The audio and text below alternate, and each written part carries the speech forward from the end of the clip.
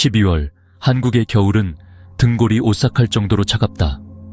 눈이 하얗게 내려 작은 마을로 이어지는 길을 덮고 있다. 그 마을은 경기도에 위치하며 한지은의 가족이 살고 있는 곳이다. 지은은 고등학교를 막 졸업한 18세 소녀로 아직 미래에 대한 뚜렷한 방향을 정하지 못했다. 지은의 부모님은 일 때문에 자주 집을 비우며 그녀를 큰 집에서 삼촌 한민수와 함께 살게 했다. 이는 2년 전 부모님이 내린 결정으로 심리학자로서 폭넓은 지식을 가진 민수가 지은을 더 잘 돌볼 수 있을 것이라 판단했기 때문이다. 42세의 민수는 이혼 후 자녀 없이 홀로 살고 있다. 그는 어두운 색의 나무 벽과 큰 창문이 차가운 숲을 마주하고 있는 소박하지만 음울한 집에서 고독하게 지낸다. 지역 주민들의 눈에 민수는 지적이고 조용하며 다소 거리감 있는 사람으로 비춰진다. 하지만 지은에게 민수는 세상에서 유일하게 믿을 수 있는 가족이었다.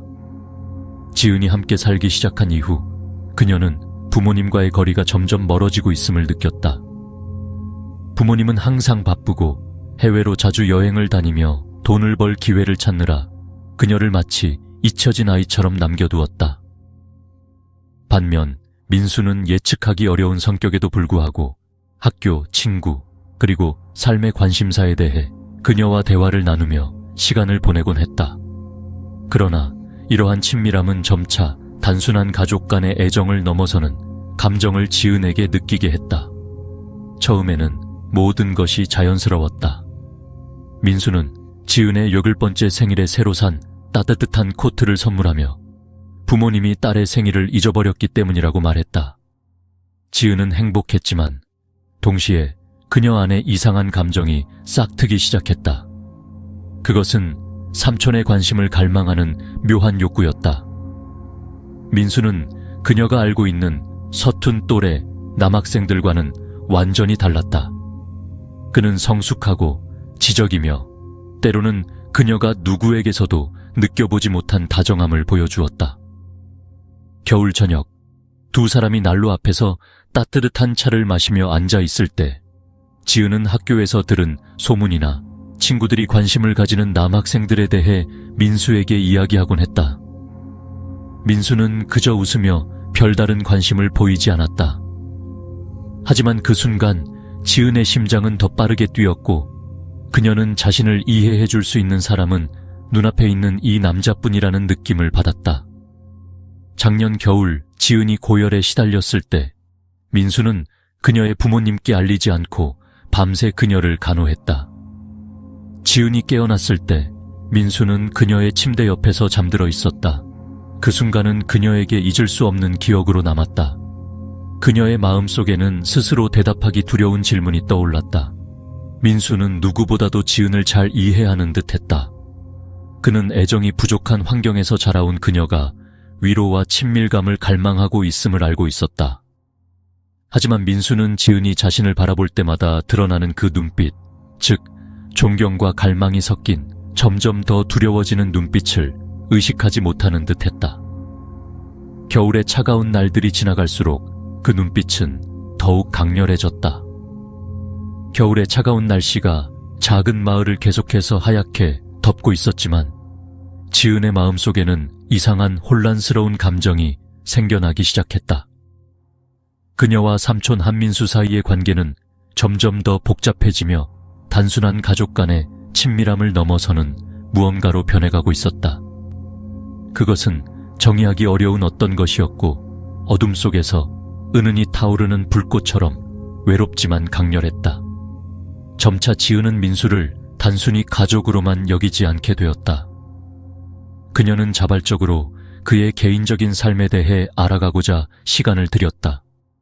기회가 있을 때마다 그는 집에 없을 때 그의 방에서 물건들을 뒤지곤 했다. 이유는 알 수 없었지만 그녀의 호기심은 끝이 없었다.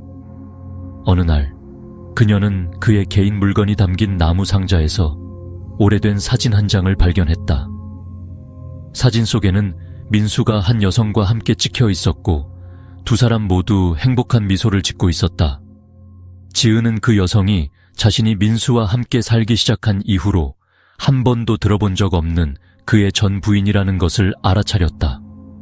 그들의 관계에 대해 더 알고 싶어진 지은은 어느 저녁 두 사람이 벽난로 옆에 앉아 있을 때 용기를 내어 직접 물어보았다.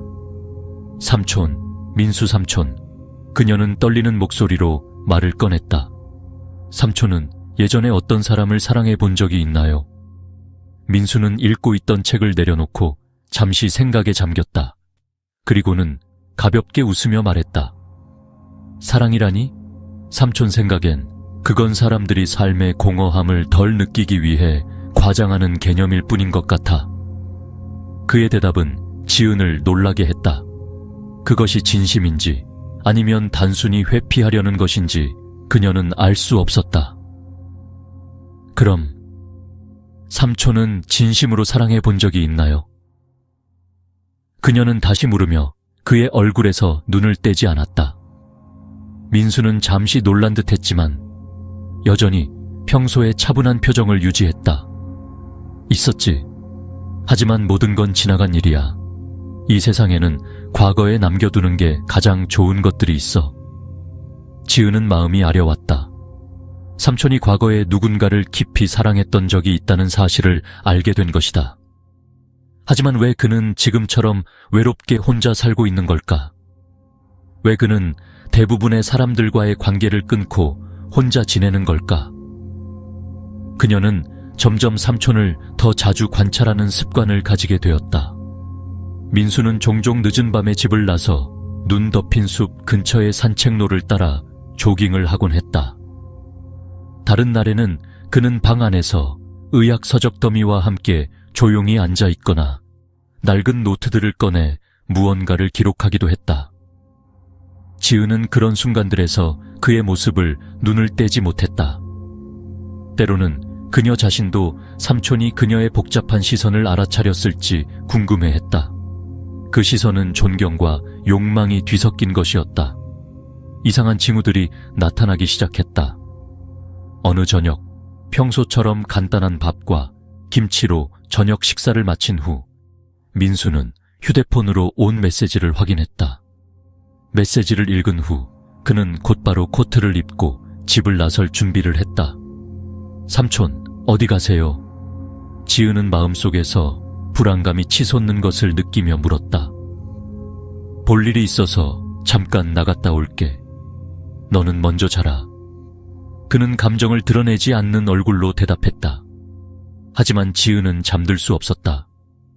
그녀는 자신의 방 커튼을 활짝 열고 차가운 마당을 통해 민수가 서둘러 떠나는 모습을 몰래 지켜보았다.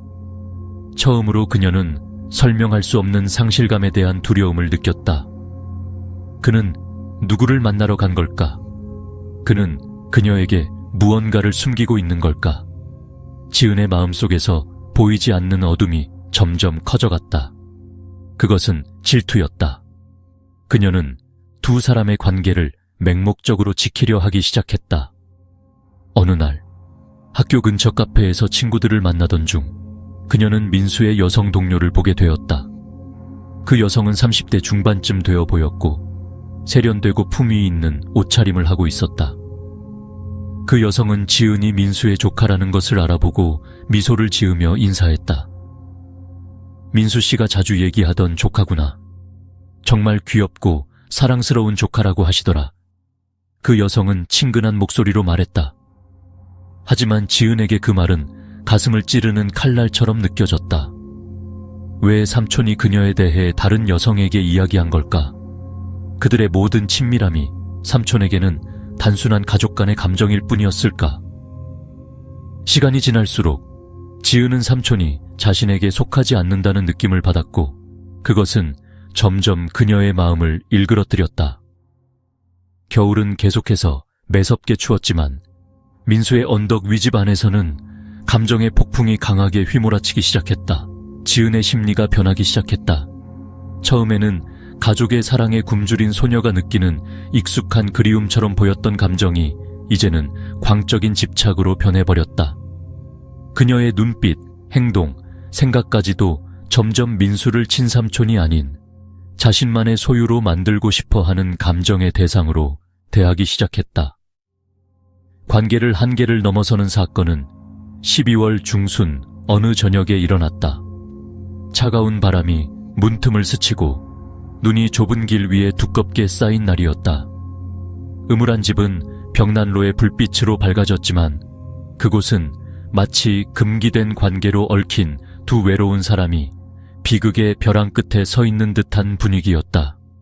어느 오후 학교가 끝난 후 지은이 집에 돌아왔을 때 익숙한 광경이 눈에 들어왔다. 민수가 책을 읽고 있었다. 하지만 오늘은 이상하게도 그녀가 거실로 들어오자 민수가 한 권의 노트를 급히 숨기는 모습이 보였다. 삼촌, 뭐 숨기고 계세요? 지은이 약간 삐친 목소리로 물었다. 민수는 살짝 찡그리며 태연한 태도로 대답했다. 별거 아니야. 그냥 개인적인 메모일 뿐이야. 하지만 지은은 믿지 않았다. 그녀는 민수를 뚫어지게 바라보며 그가 무엇을 숨기고 있는지 알아내려 했다. 삼촌은 항상 저한테 아무것도 숨기지 않겠다고 하셨잖아요. 그렇죠? 그녀는 반쯤 농담, 반쯤 진담인 듯한 말투로 다가갔지만 그 안에는 은근한 원망이 담겨 있었다. 민수는 고개를 들어 지은의 태도에 잠시 놀랐지만 곧 이를 무시했다. 맞아. 하지만 네가 알 필요 없는 일도 있어. 숙제는 다 했니? 학기 끝나가잖아. 그렇게 말했지만 민수의 행동은 지은의 마음속에 의심을 더 심어주었다. 그날 밤 민수가 잠든 사이 지은은 삼촌의 서재로 몰래 들어가 서랍 속에 숨겨진 노트를 찾아냈다. 그 안에는 그녀를 놀라게 하는 내용이 적혀 있었다. 민수가 그녀의 심리를 세세히 기록해 놓은 것이었다. 마치 의사가 환자를 기록하듯 냉정한 묘사들이 적혀 있었다. 지은은 노트를 덮으며 손이 떨렸다. 그녀는 삼촌이 자신을 마치 연구 대상으로 분석하고 있다는 것을 느낄 수 있었다. 하지만 마지막 페이지에 적힌 한 줄의 문장이 그녀의 온몸을 얼어붙게 만들었다. 다음 날 아침 지은은 더 이상 참을 수 없었다. 삼촌은 제가 어린애라고 생각하시죠? 그렇죠? 지은은 밤새 잠을 이루지 못한 듯 눈이 붉어진 채 떨리는 목소리로 말했다. 민수는 잠시 놀란 듯 했다. 아니야, 왜 그런 말을 하니? 저 삼촌의 노트 읽었어요. 다 읽었다고요. 공간이 얼어붙은 듯 했다. 민수는 참을성을 잃은 듯한 눈빛으로 그녀를 바라보았다. 지은아, 내 것이 아닌 것에 손대면 안 돼. 하지만 제가 잘못한 건 없어요. 삼촌이 저를 이렇게 바꿔놓고 이제 와서 저를 멀리하려고 하시는 거잖아요. 지은의 눈빛은 이상한 불꽃으로 타올랐다. 그녀는 자리에서 일어나 민수에게 다가갔다. 민수는 그녀에게서 느껴지는 예상치 못한 위협감에 약간 물러섰다. 민수는 천천히 일어나며 약간의 거리를 유지했다. 지은아, 지금 네가 느끼는 건 일시적인 거야. 시간이 지나면 알게 될 거야. 이건 옳지 않아. 삼촌은 너를 보호하기 위해서 모든 걸 하고 있는 거야. 하지만 지은은 한 발짝도 물러서지 않고 갑자기 웃음을 터뜨렸다.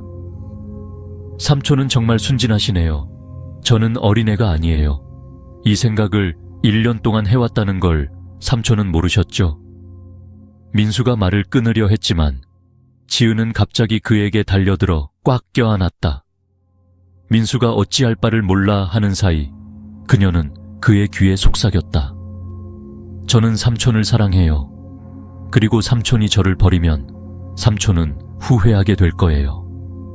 그날의 사건은 민수를 그 어느 때보다 혼란스럽게 만들었다. 그의 마음속 깊은 곳에서는 자신과의 가까움이 지은에게 오해를 불러일으켰다는 것을 알고 있었지만 그녀에게 깊은 상처를 주지 않고 이 상황을 끝낼 방법을 알지 못했다. 그날 이후 그는 의도적으로 더 큰 거리를 두기 시작했고 집을 더 일찍 나가고 늦게 들어왔다. 지은은 이러한 변화를 알아차리고 점점 불안정해졌다.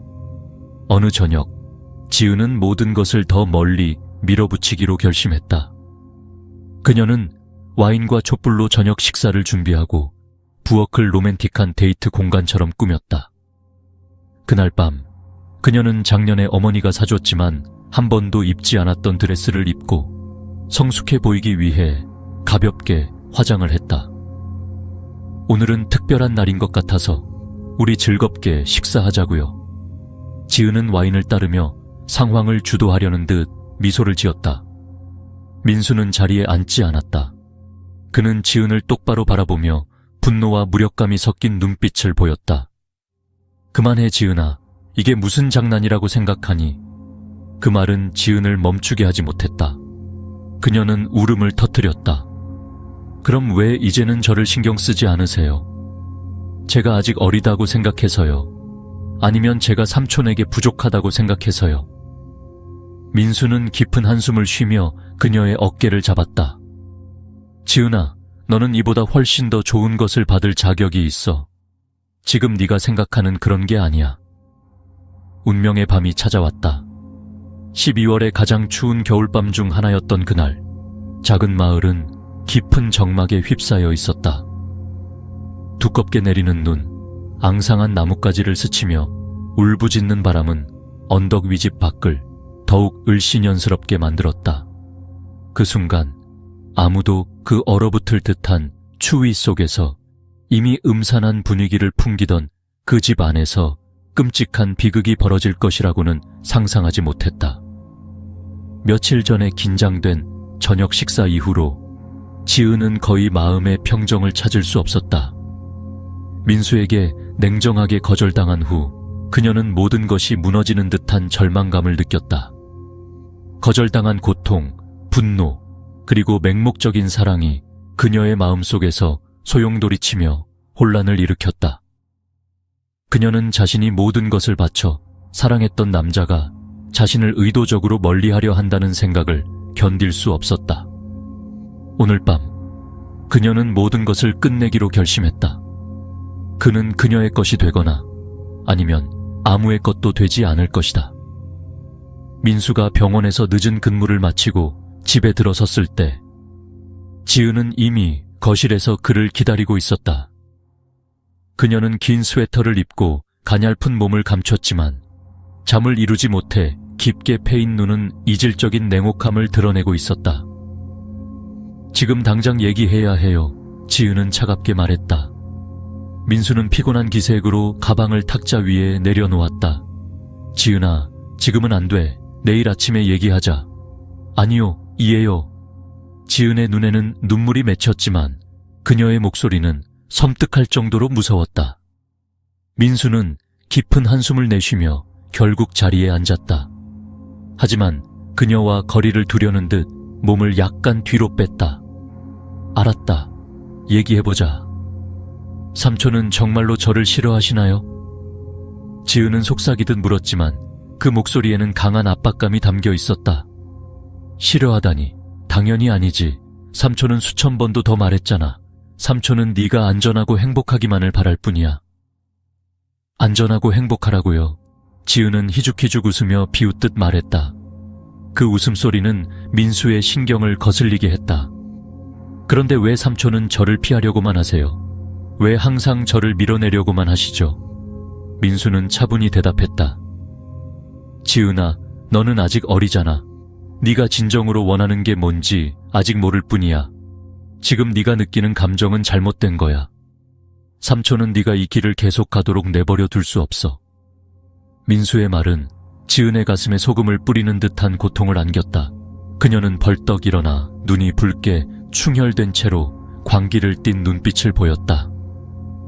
그래서 삼촌은 제가 쓸모없는 존재라고 생각하시는 거죠? 버릇없고 병든 아이처럼요? 좋아요. 민수는 그녀에게서 뿜어져 나오는 위험한 기운을 분명히 느꼈다. 그는 대화를 끝내기 위해 자리에서 일어나려 했지만 지은은 갑자기 부엌으로 달려가 반짝이는 과일칼을 집어들었다. 지은아, 당장 칼 내려놔. 민수는 소리쳤지만 지은의 눈빛은 이미 완전히 달라져 있었다. 도전적이고 고통에 찬 그 눈빛은 도저히 예측할 수 없는 상태였다. 모든 일이 몇 초 만에 벌어졌지만 그 순간은 영원처럼 느껴졌다. 민수는 침착함을 유지하며 지은의 행동이 통제 불능 상태로 치닫지 않도록 노력했다. 넌 이해 못해. 그녀는 속삭이며 불타는 눈빛으로 민수를 응시했다. 난 삼촌에게 모든 걸 바쳤어요. 삼촌을 사랑했는데 삼촌은 항상 저를 짐처럼 여겼잖아요. 삼촌은 절대 저를 신경 쓰지 않겠죠. 그렇죠? 그녀는 점점 더 가까이 다가가며 칼을 꽉 쥐었다. 벽난로, 불빛에 칼날이 번뜩였다. 그렇지 않아. 하지만 폭력으로는 아무것도 해결할 수 없어. 칼을 내려놓고 우리 이 문제를 해결하자. 민수는 뒤로 물러나며 팽팽한 긴장감 속에서 그녀를 설득하려 했다. 그러나 지은은 듣지 않았다. 맹목적인 사랑, 원망, 버림받은 고통이 뒤섞인 그녀는 완전히 통제력을 잃었다. 그녀는 충동적으로 칼을 들고 민수에게 달려들었다. 민수의 비명이 텅 빈 집안에 울려 퍼졌다. 그는 두 손으로 칼날이 자신의 가슴을 향하지 못하도록 막으려 애썼다. 작고 가냘픈 지은의 힘이었지만 절망에서 비롯된 광기는 그의 예상을 훨씬 뛰어넘었다. 두 사람은 몇 초간 치열한 몸싸움을 벌였다. 민수는 필사적으로 칼을 빼앗으려 했지만 몸부림치는 과정에서 칼날이 그의 팔을 깊게 베었다. 피가 차가운 나무 바닥 위로 뚝뚝 떨어지기 시작했다. 지은아, 당장 멈춰. 민수의 목소리는 이제 공포로 가득 차 있었다. 하지만 지은은 더 크게 소리치며 눈물을 흘렸다. 그녀의 울음소리는 떨리는 속삭임과 뒤섞였다. 삼촌은 절대 저를 벗어날 수 없어요. 제가 삼촌을 가질 수 없다면 우리 여기서 끝내요. 그리고 운명의 순간 민수가 강하게 그녀를 밀치자 지은은 균형을 잃고 바닥에 넘어졌다. 하지만 그녀의 손에 들린 칼은 여전히 민수를 향하고 있었다. 반항으로 지친 민수는 잠시 방심했다. 바로 그 순간 지은은 칼을 힘껏 휘둘렀다. 미안해요. 하지만 삼촌이 저를 이렇게 만든 거예요. 그녀는 소리쳤다. 민수가 바닥에 쓰러지며 거칠게 숨을 몰아쉬는 모습과 피가 사방으로 번지는 광경이 그녀의 눈앞에 펼쳐졌다. 지은의 머릿속은 산산조각난 듯 혼란스러웠다. 차가운 공기는 이제 피비린내로 더욱 무거워졌다. 그녀는 움직이지 않는 민수의 몸을 멍하니 바라보며 자신이 저지른 일을 믿을 수 없었다. 그녀의 손은 떨렸고 칼은 바닥에 떨어지며 차가운 금속 소리를 냈다. 삼촌, 뭐라도 말해요. 지은은 공포에 질려 소리치며 그의 몸을 흔들었지만 아무런 반응도 없었다. 완전한 공포가 그녀를 집어삼켰다. 지은은 숨을 고르지 못하며 눈물을 흘렸다. 그녀는 자신이 깊이 사랑한다고 믿었던 유일한 사람, 바로 그 사람의 생명을 앗아갔다는 사실에 무너져 내렸다. 지은의 머릿속에는 오직 혼란스러운 질문들만이 맴돌았다. 하지만 피, 차가운 공기, 그리고 죽음의 침묵은 모든 것을 증명하고 있었다. 언덕 위의 집에서 발생한 살인사건은 작은 마을에서 곧바로 여론의 중심이 되었다. 학식이 높고 모범적인 삶을 살아온 것으로 알려진 중년 남성이 자신의 집에서 잔혹하게 살해당한 것이다. 사건을 둘러싼 세부 사항들은 매우 난해했으며 그 진실은 단순히 사건 현장에만 있는 것이 아니라 젊은 여성 지은의 혼란스러운 심리 속에 깊이 숨겨져 있었다. 다음 날 아침 눈보라가 잠시 멈춘 틈에 평소 민수의 집 근처를 자주 산책하던 한 노부인이 현관문이 살짝 열려있는 것을 발견했다. 그녀는 그것이 이상하다고 생각했는데 특히 날씨가 여전히 매우 추운 상황에서 더욱 그랬다. 그녀는 몇 번 크게 소리쳐 보았지만 아무런 대답이 없자 직접 안으로 들어가 보기로 했다. 거실 바닥에 한 민수의 시신이 일부 말라버린 핏자국 속에 누워있는 것을 본 순간 그녀는 공포에 질려 비명을 질렀다. 방 한쪽 구석에는 지은이 웅크리고 앉아 있었는데 그녀의 눈은 생기가 없었고 두 손으로 무릎을 감싸고 있었다. 그녀가 입고 있던 흰 스웨터는 피로 얼룩져 있었지만 그녀는 움직이지도 울지도 아무 말도 하지 않았다. 노부인은 즉시 경찰에 신고했다. 수사관들이 현장에 도착했을 때 그들은 혼란스러운 광경을 목격했다. 민수의 시신 옆 바닥에는 과일 껍질을 깎는 칼이 있었는데 이는 사건의 흉기로 보였으며 여전히 피가 묻어 있었다. 거실의 차탁자는 뒤집혀 있었고 책과 물건들이 사방으로 흩어져 있었다. 모든 정황이 죽음에 이르기 전 격렬한 몸싸움이 있었음을 보여주고 있었다. 집안에서 유일하게 생존한 지은은 즉시 경찰의 신문을 받았지만 그녀는 고개를 숙인 채 저는 그분을 잃고 싶지 않았어요. 저는 그분을 잃고 싶지 않았어요. 라는 말만 반복했다. 지은의 모호한 발언은 경찰로 하여금 그녀를 주요 용의자로 간주하게 만들었다. 그러나 사건의 진실을 정확히 파악하기 위해서는 더 넓은 관점에서 조사가 필요했다. 경찰은 이웃 주민들에게 민수와 지은에 대한 정보를 묻고 수집하기 시작했다. 이웃들의 눈에 민수는 항상 조용하고 폐쇄적인 삶을 살아온 사람으로 비춰졌으며 누구와도 갈등을 일으키지 않는 사람이었다. 몇몇 사람들은 민수가 지은과 함께 쇼핑을 하거나 조깅을 하는 모습을 본 적이 있다고 증언했으며 두 사람은 꽤 친밀해 보였다고 말했다. 그러나 민수의 전 동료였던 한 여성은 주목할 만한 세부 사항을 제공했다. 민수 씨가 최근 조카 때문에 많이 걱정하고 있다고 말한 적이 있어요. 구체적으로는 말하지 않았지만 제가 보기엔 그 아이가 뭔가 불안정한 상태를 겪고 있는 것 같았어요. 그래서 저에게 젊은 심리 상담사를 소개해달라고 부탁했었죠. 그런데 며칠 전 그 이야기를 꺼내자마자 태도를 바꾸더니 더 이상 필요 없다고 했어요. 그 이후로 무슨 일이 있었는지는 모르겠어요. 이 정보는 경찰이 지은의 심리 상태에 초점을 맞추게 만들었다. 그들은 그녀의 방과 집안의 물건들을 조사하기로 결정했다. 지은의 방을 수색하던 중 경찰은 몇 가지 중요한 증거를 발견했다. 민수에 대한 집착적인 생각이 적혀있는 일기장. 특히 지은은 민수를 자신의 삶에서 유일하게 자신을 신경 써주는 사람으로 묘사했으며 마지막 몇 페이지에는 다음과 같은 문장들이 빼곡히 적혀 있었다. 옷장 속 천 아래에 숨겨져 있던 민수의 사진 한 장. 사진 주위에는 내 것, 아무도 안 돼라는 작은 글씨가 적혀 있었다. 떨리는 필체로 쓰인 보내지 않은 편지 한 통. 이 증거들은 지은이 삼촌 민수에게 극단적이고 위험한 감정을 품고 있었음을 명백히 보여주었다.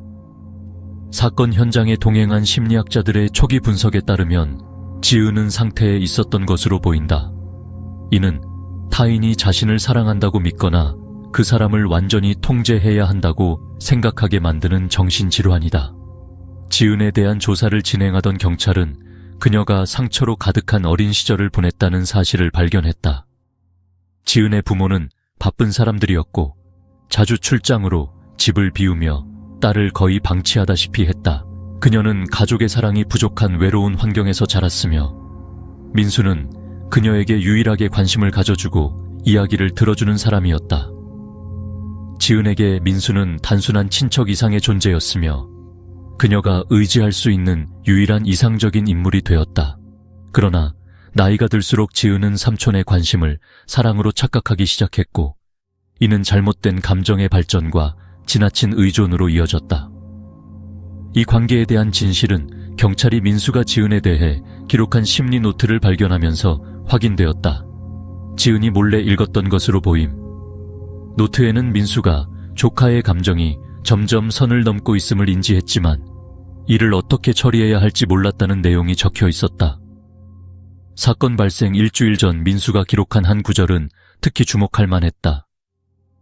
이러한 세부 사항들은 지은이 자신의 삶에서 전부라고 생각했던 사람에게 거절당한 후 심리적 폭발로 인해 살인사건이 발생했음을 다시 한번 확인시켜 주었다.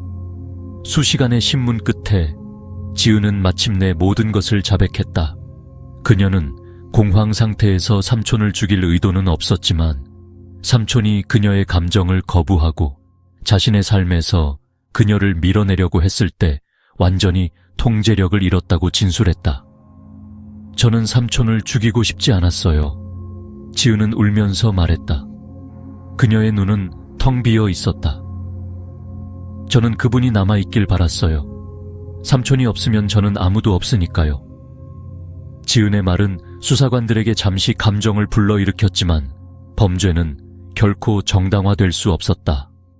수사 결과에 따라 당국은 지은이 통제할 수 없는 심리적 폭발로 인해 삼촌을 살해했음을 확인했다. 그녀의 행동, 단서, 그리고 진술은 모두 사건 현장과 일치했다. 지은은 혐의로 기소되었으며 정신건강 문제를 가진 사람들을 위한 특별 수용소로 이송되어 공식적인 재판을 기다리게 되었다.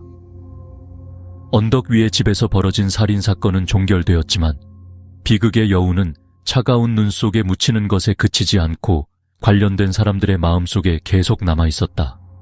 지은, 한때 사랑으로 가득 찬 삶을 꿈꾸던 젊은 여자는 이제 가장 사랑했던 사람의 생명을 앗아간 현실과 마주하고 있다. 이 사건은 그녀의 삶을 뒤흔들었을 뿐만 아니라 인간 심리의 한계, 사랑, 그리고 고독에 대한 고통스러운 흔적을 남겼다. 지은의 재판은 12월 말의 차가운 아침에 열렸으며 여전히 충격에서 벗어나지 못한 지역 주민들이 참석했다. 이곳에서 검찰, 변호사, 그리고 증거를 통해 사건의 전모가 냉정하고 선명하게 재현되었다. 과일 껍질을 벗기는 칼이 증거로 제시되었으며 지은과 민수의 지문이 함께 발견되었다. 이는 칼이 몸싸움 중 사용되어 민수의 죽음으로 이어졌음을 확인시켰다. 일기, 편지, 그리고 여러 문서를 통해 지은의 맹목적인 감정적 동기가 점차 드러났다. 변호인은 이것이 계획적인 살인이 아니라 고립된 환경에서 장기간의 심리적 압박과 통제 불능 상태의 결과라고 강조했다. 심리학 전문가들이 그녀의 상태를 분석하기 위해 소환되었다. 의사들은 지은이과 그리고 의 일부 증상을 앓고 있다고 결론지었다. 재판에서 지은은 창백한 얼굴, 생기 없는 눈, 그리고 야위고 초췌한 모습으로 나타났다. 그녀에게 왜 이런 범죄를 저질렀는지 묻자 지은은 단 한 문장을 반복했다. 그분을 잃고 싶지 않았어요. 일부러 그런 게 아니에요. 재판 중 가장 충격적인 순간은 지은이 판사 앞에서 마지막으로 한 발언이었다. 그녀는 약한 목소리로 말했다. 민수 아저씨는 제게 전부였어요. 저는 아저씨를 사랑했어요. 하지만 이런 사랑이 잘못된 것인 줄 몰랐어요. 아저씨가 저를 떠나려 할 때 세상이 무너지는 것 같았어요. 아저씨가 고통받는 걸 원하지 않았지만 아저씨 없이 이 세상에 남아있는 것도 원하지 않았어요. 지은의 말은 법정 전체를 무거운 침묵 속으로 몰아넣었다. 결국 증거와 심리 분석을 바탕으로 지은을 선고받았으며 그중 하도록 결정되었다. 이 판결은 논란을 일으켰다. 마을 주민들 중 다수는 그녀가 사람을 죽였음에도 형량이 너무 가볍다고 주장했지만 심리학 전문가들은 지은이 자신의 행동을 완전히 인지하지 못했으며 장기적인 치료가 필요하다고 강조했다. 서울의 의료교정시설로 이송된 지은은 민수와 함께 살았던 언덕 위의 집보다 더 낯설고 차가운 공간에 갇히게 되었다. 이곳에서 그녀는 자신에게 아무도 남아있지 않다는 현실과 계속 마주해야 했다. 그녀의 부모는 어린 시절부터 그녀를 버렸던 사람들이었으며 사건 이후 단 한 번 방문했을 뿐이었다. 그들은 원망과 분노를 안고 찾아왔다. 왜 그런 짓을 했니? 우리 가족을 이렇게 망신시키다니. 어머니는 그녀의 얼굴에 대고 소리쳤고 아버지는 고개를 숙인 채 그녀를 한 번도 똑바로 쳐다보지 않았다. 그 방문 이후 부모는 다시는 돌아오지 않았다. 교정시설에서의 긴 시간 동안 지은은 자신의 끔찍한 행동의 이유를 이해하기 위해 심리치료를 받았다. 그러나 죄책감과 후회는 그녀의 마음을 떠나지 않았다. 처음에는 전문가들과의 협조를 거부했던 지은이었지만 시간이 지나면서 대화 중 민수에 대해 더 많이 이야기하기 시작했다. 그분은 죽을 사람이 아니었어요. 제가 대신 죽었어야 했어요. 심리학 전문가는 이러한 감정을 기록하며 지은이 잘못된 사랑에 집착했을 뿐만 아니라 죄책감에 시달려 더 이상 살고 싶어 하지 않는 상태임을 확인했다. 지은이 교정시설에서 회복 과정을 거치는 동안에도 사건은 많은 고통과 무거운 결과를 남겼다. 어머니는 사건의 충격으로 아버지가 딸을 제대로 돌보지 않았다고 비난하며 이혼 소송을 제기했다. 존경받던 심리학자였던 그는 조카와의 부적절한 관계와 관련된 죽음으로 인해 마을 사람들에게 더 이상 언급되지 않았다. 이 이야기는 마치 마을이 영원히 묻어두고 싶어하는 부끄러운 과거처럼 여겨졌다. 7년 후 지은은 심리치료시설에서 나와 일반 교도소로 이송되었다. 이때 그녀는 25세가 되었다. 회복 기간은 그녀가 완전히 상처를 극복하도록 돕지는 못했다. 그녀는 자신이 민수를 향해 가졌던 사랑이 잘못되었고 자신이 저지른 범죄는 용서받을 수 없다는 것을 분명히 인식했지만 그녀의 내면에는 여전히 망령처럼 따라다니는 기억들이 존재했다. 형기를 마치기 전 지은은 자신의 이야기를 한 권의 노트에 자발적으로 기록하며 자신의 후회를 표현했다. 제가 원했던 건 사랑받는 것이 전부였어요. 하지만 이기적으로 사랑을 차지하려 했던 것이 잘못이었어요. 세상에 누구도 제 것이 될 수 없어요. 그리고 이제 저는 이 세상에 속할 이유도 없어요. 30세가 되어 석방된 지은은 부모를 찾으러 돌아가지 않았다. 그녀는 서울의 작은 아파트에서 은둔하며 자신의 신분을 누구에게도 밝히지 않았다. 그녀가 머물렀던 회복센터에 몇몇 사람들은 지은이 했던 말을 잊지 못한다고 회상했다. 아마도 사랑의 대가는 영원한 고독일지도 몰라요. 저는 그 대가를 치를 준비가 되었어요. 지은과 민수의 비극적인 이야기는 적절한 사랑이 결핍될 때 인간이 겪을 수 있는 고독과 고통에 대한 경고이다.